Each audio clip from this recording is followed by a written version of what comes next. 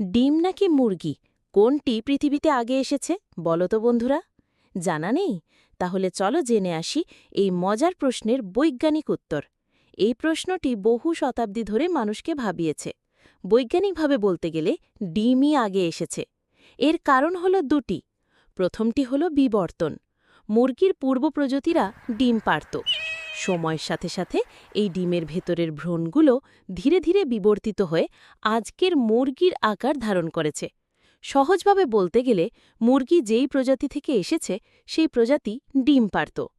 আর দ্বিতীয়টি হল জেনেটিক পরিবর্তন। ডিমের ভেতরেই জেনেটিক পরিবর্তন ঘটে, অর্থাৎ যখন একটি আদিম পাখি ডিম পারে সেই ডিমের ভেতরে যে ভ্রূণ থাকে তার জিনের সামান্য পরিবর্তন আসতে পারে, যা তাকে তার বাবা মায়ের থেকে কিছুটা ভিন্ন করে তোলে। এই ছোট ছোট পরিবর্তনের ধারাবাহিকতাই শেষ পর্যন্ত আজকের মুরগিতে পরিণত হয়েছে। একটি মুরগি হওয়ার জন্য যে জেনেটিক উপাদান প্রয়োজন তা একটি মুরগির ডিমের ভেতরেই বিকশিত হয়েছিল তার আগের প্রজন্মের পাখির পাড়া ডিমে।